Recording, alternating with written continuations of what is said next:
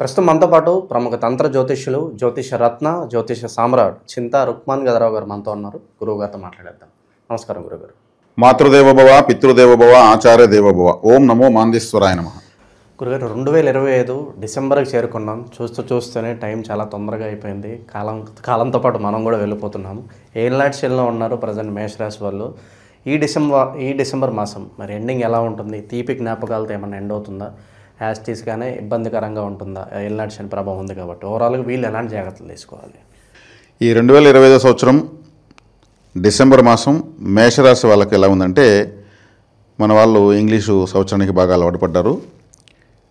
వాళ్ళకు అనుగుణంగానే మనం మాస ఫలితాలు చెప్దాము. ఇంగ్లీష్ సంవత్సరం ఇది చివరి మాసం. ఈ మాసం వీళ్ళకి ఎలా ఉందో తెలుసుకునే ముందు ఈ రాశి యొక్క ప్రత్యేకత ఏదైనా ఉంటే మనం కొంత చెప్పుకుందాం. మేషము అంటే కాలపురుషుడికి మొదటి రాశి తల. ఈ మేషరాశి మేక యొక్క తల ఎలా ఉందో అలా ఆకాశంలో కనిపించడం వల్ల ఇది మేషము. మేషం అంటే మేక అని అర్థం అనమాట. కాలపురుషుడి తల కాబట్టి వీళ్ళు ఎక్కువగా కాలభైరవ ఆరాధన ఎక్కువ చేయాలి. వీళ్ళు అష్టమ రాశి కూడా వీళ్ళకు వృశ్చికమైంది, దానికి కూడా అధిపతి కుజుడే అయినాడు. ఈ మేషరాశి వాళ్ళు ఎవరేం చెప్పినా నమ్మేస్తారు,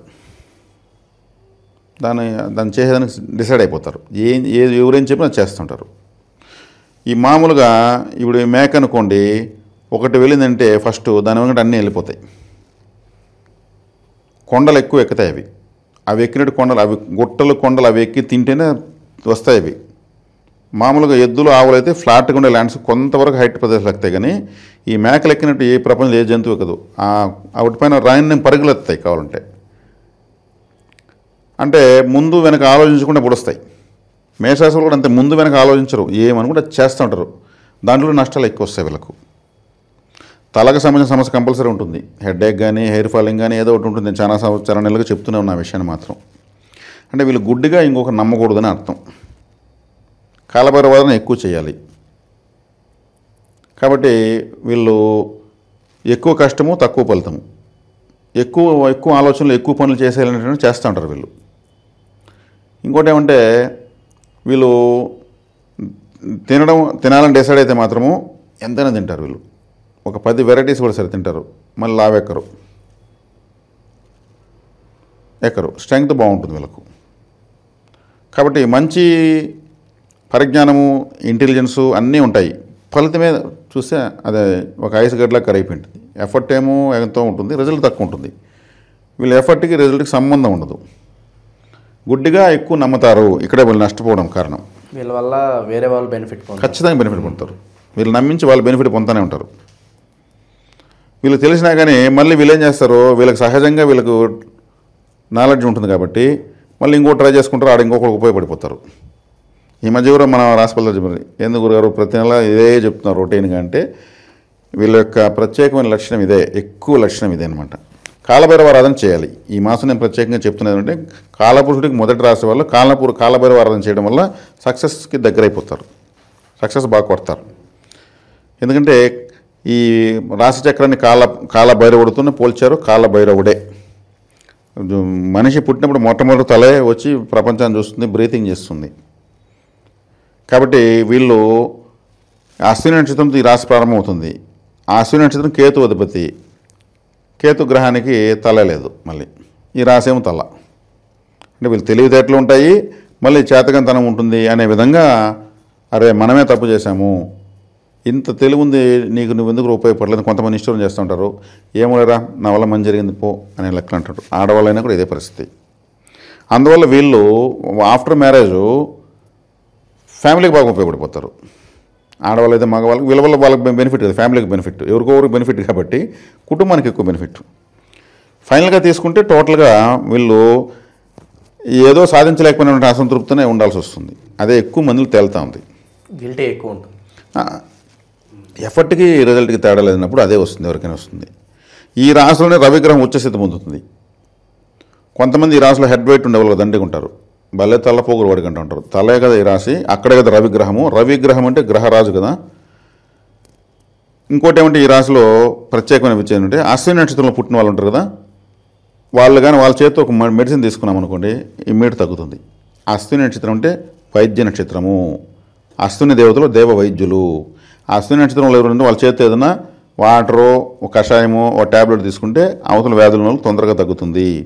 తీవ్ర వ్యాధులతో ఎవరున్నా వాళ్ళ ఈ అశ్విని నక్షత్రంలో పుట్టిన వాళ్ళు ఎవరుంటే వాళ్ళ ఇంట్లో ఎవరైనా తీవ్ర వ్యాధులతో ఉంటే వాళ్ళ చేత డైలీ మాత్ర వాళ్ళకి ఇస్తూ ఉండమని చెప్పచ్చు. మంచిది, ఇది మంచి విషయం కదా.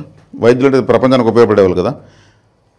ఈరోజు వైద్యుడు లేకపోతే ప్రపంచం గోయిందా, అటువంటి నక్షత్రంతో ప్రారంభమైందన్నమాట ఇది. కాబట్టి రవిగ్రహం కాబట్టి వీళ్ళకు ఈ రాజకీయపరమైనటువంటి ప్రజా సంబంధాలతోనూ బాగా కనెక్టివిటీ బాగా పెట్టుకుంటారు. ఓపెన్ ప్లానెట్ కదా. అందున ఇక్కడ శుక్ర నక్షత్రం భరణి ఉంది. భరణి నక్షత్రం అంటే కాళికాదేవి యొక్క నక్షత్రం, కామాఖ్య కాళికాదేవి. కాళికాదేవి ఆరాధన కూడా అద్భుతంగా ఉంటుంది. ఇది ఈ మాసం మనం క్లుప్తంగా ఇక్కడ కట్ చేద్దాము. ఇక మేషరాశి వాళ్ళకి ఈ మాసం రాశ్యాధిపతి అష్టమ స్థానం భాగ్యస్థానానికి వస్తున్నాడు, అది మంచిది. అదేవిధంగా రవిగ్రహం పంచమాధిపతి భాగ్యానికి వస్తున్నాడు, అది మంచిది. బుధ శుక్ర గ్రహాలు కూడా ముందు వెనక వీళ్ళతోనే ప్రయాణిస్తున్నారు. వాళ్ళను కూడా వీళ్ళే కంట్రోల్ చేస్తారు, రవి కుజులే కంట్రోల్ చేస్తారు. వాళ్ళ కంట్రోల్లోకి వెళ్తున్నారు కాబట్టి దానివల్ల మేము వర్రీ కావాల్సిన అవసరం లేదు.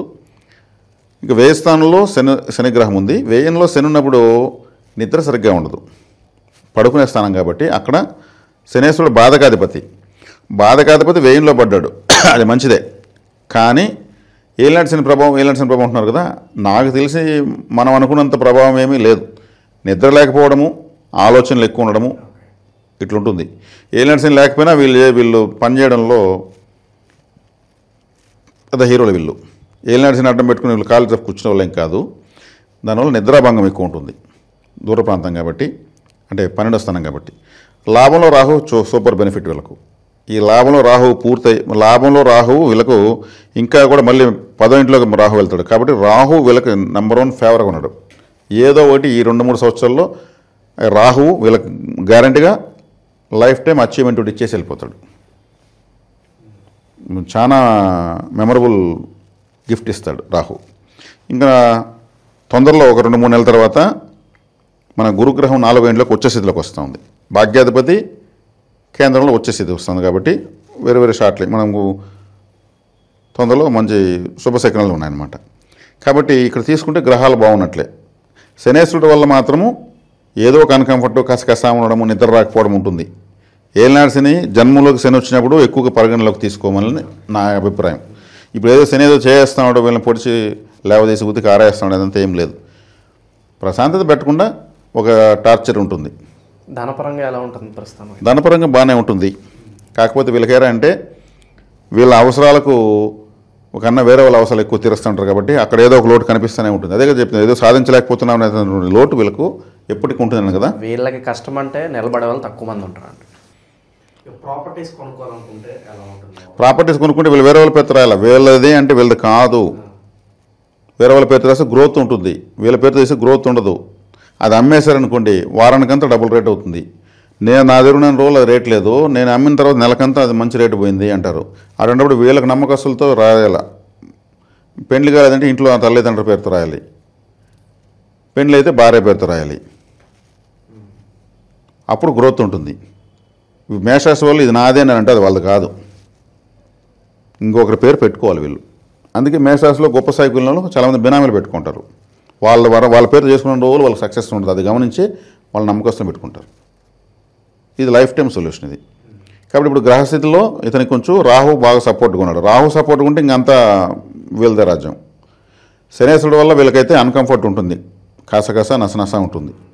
10 నిద్రపోలు 12 నిద్రపోతారు, అంతే తేడా. ఆ ఇంపాక్ట్ ఏమన్నా ఈ వైవాహిక జీవితం మీద ఏమన్నా పడుతుంది? ఫ్యామిలీ డిస్టర్బెన్సెస్ పరంగా ఏమన్నా? వీళ్ళకు చెప్పాను కదా, కొంతమందికి ఒక్కోసారి హెడ్ వెయిట్ లాగా కూడా మాట్లాడేస్తారని, అవి బాగా ప్రభావం చూపించి అది ఇప్పుడు ఎవరిని లెక్క చేయని పరిస్థితి ప్రపంచం వెళ్ళిపోయింది. భర్తను భార్య లెక్క చేసే పరిస్థితుల్లో కనిపించలేదు, భార్యను భర్త లెక్క చేసే పరిస్థితుల్లో లేదు. ఎక్కువ మాట్లాడితే ఎక్కడికైనా వాళ్ళు మాట్లాడుతున్నారు, ఎక్కడికైనా దారితీస్తూ ఉంది. ఇంక మేషరాశి వాళ్ళు వచ్చారంటే రవి ఉచ్చస్థితి పొందడం వల్ల ఈ రాశికి ధీమా ఎక్కువ, ధైర్యం ఎక్కువ, నమ్మకం ఎక్కువ, టాలెంట్ ఎక్కువ, గుర్తింపు కావాలన్న తాపత్రయం ఎక్కువ.